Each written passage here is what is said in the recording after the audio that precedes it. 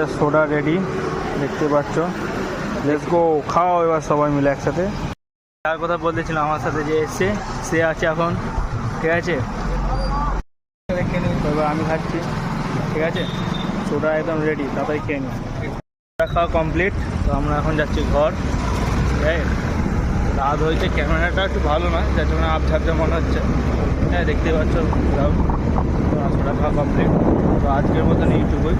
সবাইকে good night, সবাই ভালো থেকো, দেখা যাচ্ছে আর কোনো একটা ভিডিও।